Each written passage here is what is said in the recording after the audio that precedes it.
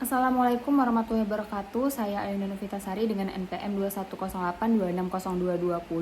Di sini saya akan membawakan materi mengenai kontraksi otot pada blok Neuroscience dan Lokomotor pada semester pendek saya. Jadi, ini adalah mind map yang telah saya buat sendiri. Dimana untuk mengantar kontraksi ototnya ini ada definisi dari kontraksi otot. Kontraksi otot ini adalah proses di mana otot menghasilkan kekuatan dan gerakan, yang mana proses ini penting untuk aktivitas sehari-hari termasuk pergerakan tubuh dan juga fungsi vital lainnya. Lalu kontraksi otot ini, pentingnya kontraksi otot ini ada 3, di mana ada gerakan tubuh, stabilitas postur, dan juga produksi panas. Lalu jenis-jenis otot itu ada otot rangka yang pertama, di mana mengontrol gerakan tubuh secara sadar. Gerakannya itu sukarela dan hubungannya itu dengan tulang. Lalu juga ada otot jantung, di mana otot jantung ini hanya ditemukan di jantung dan bekerja secara otomatis, di mana kontraksi involunter khusus untuk jantung. Dan ada terakhir itu ada otot polos, di mana ini mengontrol fungsi-fungsi tubuh yang tidak disadari seperti pergerakan usus. Jadi ada gerakan involunter yang tidak disadari dan juga ini lokasinya pada organ-organ internal.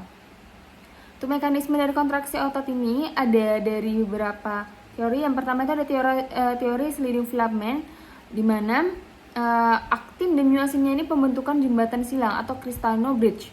Lalu ada siklus kontraksi, di mana pelepasan kalsium Ca2+ atau ATP sebagai sumber energi, proses pengikatan dan pelepasan antara aktin dan juga myosin.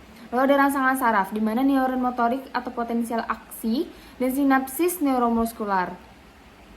Jadi proses kontraksi otot ini melibatkan interaksi antara protein aktin dan myosin di dalam sel otot yang menyebabkan pemendekan dan juga pengencangan otot. Lalu yang keempat, ini ada tipe-tipe dari kontraksi otot.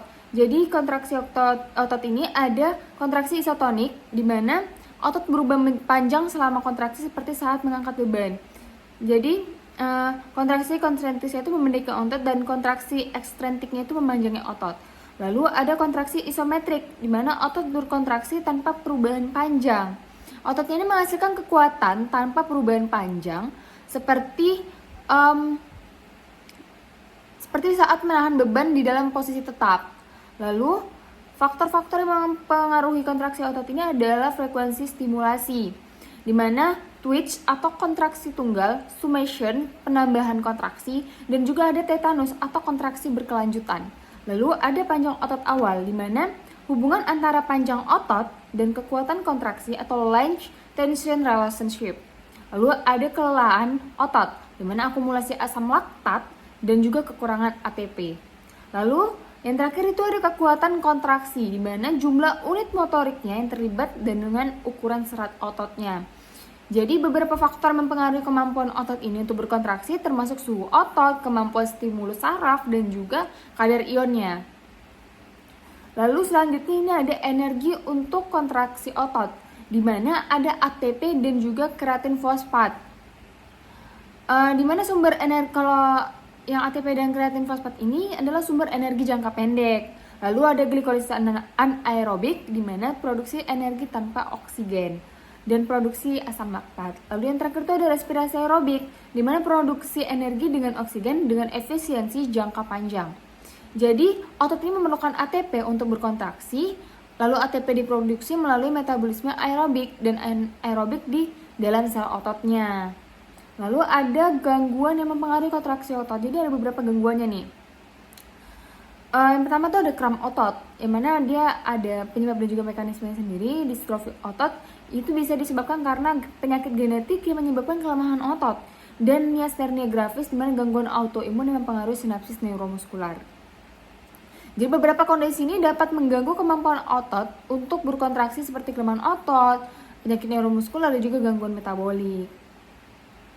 Lalu ada yang terakhir tuh adaptasi otot terhadap latihan.